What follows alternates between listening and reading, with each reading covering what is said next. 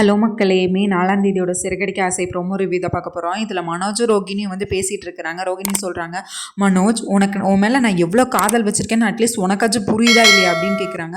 ஐயோ எனக்கு கண்டிப்பாக புரியுது, நீ மட்டும் வெளியே எடுக்கலன்னா நான் காலம் ஃபுல்லாக ஜெயிலில் தான் இருந்திருக்கணும். எனக்கு கண்டிப்பாக உன்னோட லவ் புரியுது ரோகிணி அப்படின்னு சொல்லி இப்போ ரோகிணிக்கு பக்கம் சாஞ்சிட்டாரு மனோஜ். அதுக்கடுத்து நீ என்கிட்ட இந்த மாதிரி சந்தோஷமாக பேசி எவ்வளோ நாள் ஆகுது மனோஜ் அப்படின்னு சொல்கிறாங்க. சரி நீ நீ வெளியே வந்ததுக்கே முதல்ல இன்னைக்கு எனக்கு ட்ரீட் கொடுக்கணும், நம்ம எங்கேயாச்சும் வெளியே போகலாமா அப்படின்னு கேட்குறாங்க. எங்கே போகிறது அப்படின்னா, இது லஞ்சுக்கு போகலாமா அப்படின்னு கேட்குறாங்க. லஞ்சுக்கா அப்படின்னு சொல்லிட்டு மனோஜ் திரும்ப கேட்குறாரு. இது லஞ்ச் டைம் தானே, நம்ம லஞ்சுக்கு வெளியே போகலாம் அப்படின்னு சொல்கிறாங்க. உடனே அதுக்கடுத்து இவர், என்ன மனோஜ் உங்கள் அம்மாவை பார்த்து பயப்படுறியா அப்படின்னு கேட்குறாங்க ரோகிணி. அம்மாவுக்கு என்ன தெரியவா போகுது நம்ம வெளியே போக போகிறது, அதெல்லாம் ஒன்றும் இல்லை, சரி எங்கே போகலாம் லஞ்சுக்கு அப்படின்னு கேட்குறாங்க. உடனே ரோகிணி சொல்கிறாங்க, நம்ம ஸ்ருதி ரெஸ்டாரண்ட்டுக்கே போகலாம் அப்படின்னு சொல்கிறாங்க. உடனே மனோஜ் சொல்கிறாரு, எது ஸ்ருதி ரெஸ்டாரண்ட்டுக்கா, எதுக்கு அங்கே போகணும் அப்படின்னு கேட்குறாரு. இல்லை மனோஜ், நான் இப்போ உங்கள் வீட்டுக்கு வரணும்னா கண்டிப்பாக நமக்கு யாரோட உதவியாவது நமக்கு வேணும். அது கண்டிப்பாக நம்ம ஸ்ருதியும் ரவியும் நம்ம கைக்குள்ளே போட்டுக்கிட்டா அவங்க நாளைக்கு எனக்காக பேசுவாங்க அத்தைக்கிட்ட, அப்போ நான் இன்னும் ஈஸியாக வீட்டுக்குள்ளே வந்துடலாம். அதுக்காக தான் சொல்கிறேன், நமக்கு யாராச்சும் ஹெல்ப் வேணும் மனோஜ், அதனால் நம்ம ஸ்ருதி ரெஸ்டாரண்ட்டுக்கே போகலாம், சரி வா போகலாம் அப்படின்னு சொல்லிட்டு இவங்களை கூட்டிகிட்டு போகிறாங்க. இங்கே பார்த்தா ஸ்ருதி ரெஸ்டாரண்ட்டில் அவங்க 2 பேரும் ஸ்ருதியும் ரவியும் ஒர்க் பண்ணிகிட்டு இருக்காங்க. அப்போ பார்த்தா இவங்க மீனாவும் முத்துவும் வராங்க. வந்து அவங்க வந்து மீனாக்கு வந்து முத்து ட்ரீட் கொடுக்குறக்காக கூப்பிட்டு வந்திருக்காரு. ரொம்ப சந்தோஷமாக சிரிச்சுட்டே வந்திருக்காங்க. உடனே இவங்களை பார்த்தோன்னே இவங்க ஸ்ருதி வந்து சொல்கிறாங்க, மீனா முத்து உங்கள் வாங்க 2 பேரும் அப்படின்னு சொல்லிட்டு, உங்கள் மூஞ்சியில் எவ்வளோ சந்தோஷமாக இருக்குது, நீங்கள் சந்தோஷமாக இருக்கிறத பார்க்க எனக்கும் ரொம்ப சந்தோஷமாக இருக்குது, என்ன விஷயம் சொல்லுங்கள் அப்படின்னு சொல்கிறாங்க.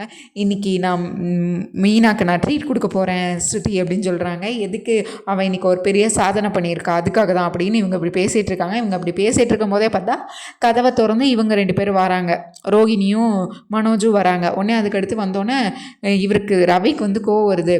டேய் நீ என்ன பண்ணுறேன்னு தெரிஞ்சுதான் பண்ணுறியா, இது மட்டும் அம்மாவுக்கு தெரிஞ்சது நான் அவ்வளோதான் அப்படின்னு சொல்லிட்டு மிரட்டுறாரு.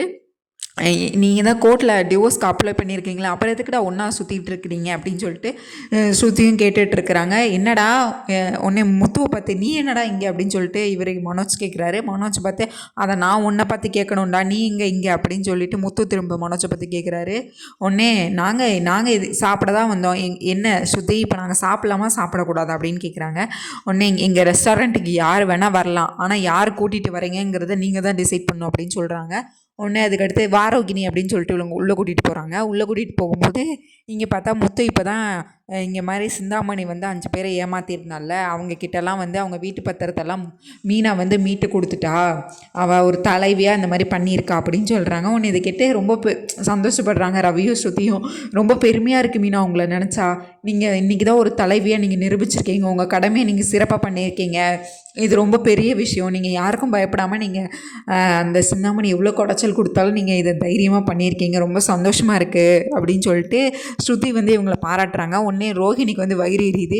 என்ன அவள் யாரோ தெரியாதவங்களுக்கு ஹெல்ப் பண்ணதுக்கே நீங்கள் இவ்வளோ அவங்கள பாராட்டுறீங்க, நான் பண்ணதுக்கெலாம் என்னை பாராட்ட மாட்டிங்களா அப்படின்னு சொல்லிட்டு இவங்கள வாலண்டியராக வந்து ரோஹிணி வந்து என்னையெல்லாம் பாராட்ட மாட்டிங்களா அப்படின்னு கேட்குறாங்க. உங்களை எதுக்கு நான் பாராட்டணும் அப்படின்னு சொல்லிட்டு ஸ்ருதி கேட்குறா.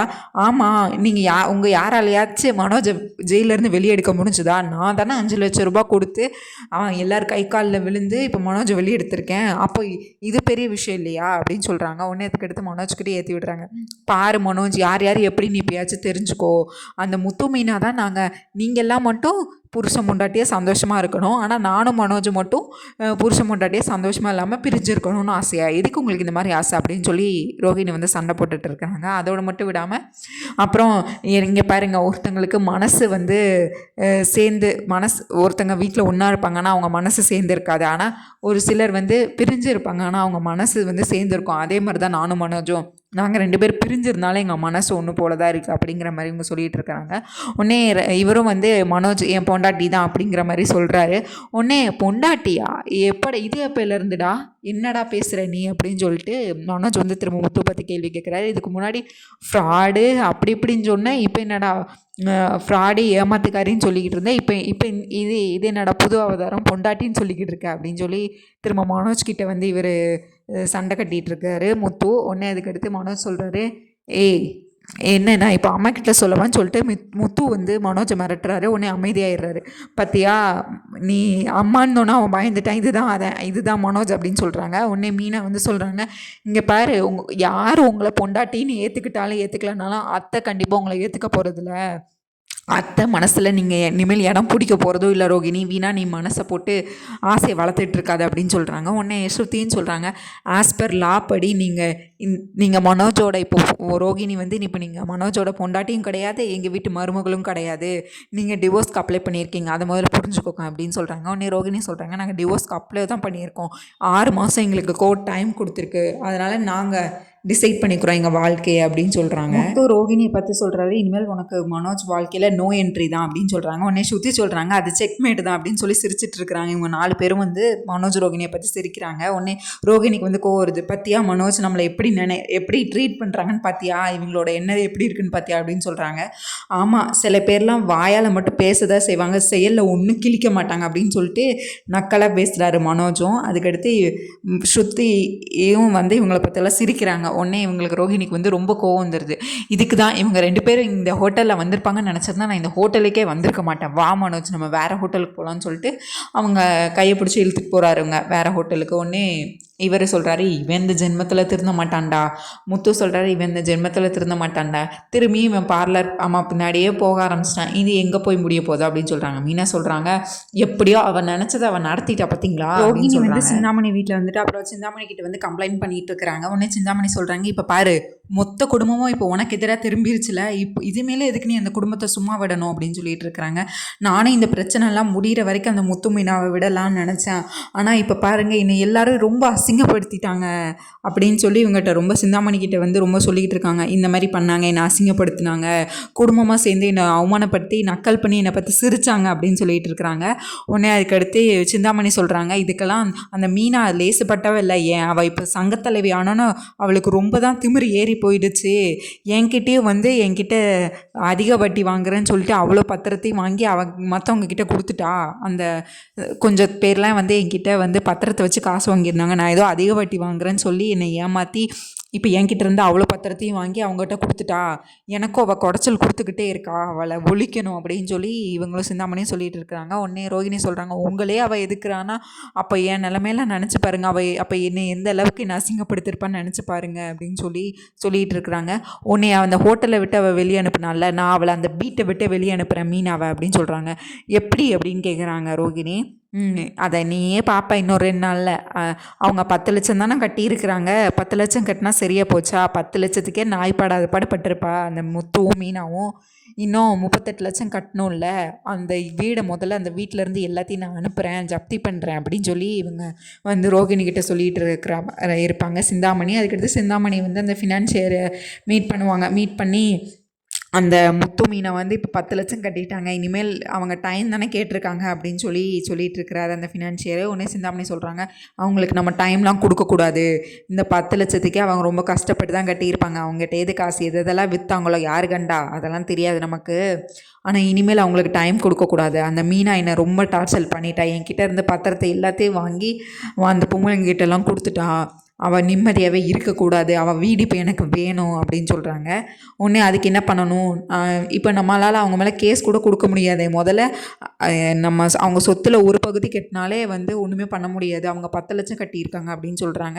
10 லட்சம் தானே கட்டியிருக்கா, இன்னும் 38 லட்சம் கட்டணும்ல, 38 லட்சம்லாம் அவங்களால கண்டிப்பாக இந்த ஜென்மம் ஃபுல்லாக வேலை பார்த்தா கூட அவங்களால இந்த 38 லட்சம் ரெடி பண்ணவே முடியாது, அவங்க கட்டவும் போகிறதில்ல. நான் என் லாயர்கிட்ட பேசினேன், இப்போ வந்து உங்கள் ஆஃபீஸ்க்கு ஏதாவது பண தேவை இருக்குன்னு சொல்லி நீங்கள் ஒரு லீகல் நோட்டீஸ் அனுப்புனீங்கன்னா ஒரே மாதத்தில் எனக்கு அதை கட்டணும் அப்படின்னு நீங்கள் அந்த முதல்ல அந்த லீகல் நோட்டீஸ் அனுப்புங்க, அதுக்கடுத்து நம்ம போய் வீடை ஜப்தி பண்ணிடலாம், அந்த வீட்டுக்கு முதல்ல சீல் வைக்கணும், சீல் வச்சு அவங்களெல்லாம் நடுத்தெருவில் நிப்பாட்டணும், சோத்துக்கு வழி இல்லாமல் வீடுக்கு வழி இல்லாமல் அவங்க கஷ்டப்படுறத என் கண்ணால் பார்க்கணும், அந்த வீடு எனக்கு கிடைக்கணும் அப்படின்னு சொல்லிட்டு இருக்கிறாங்க.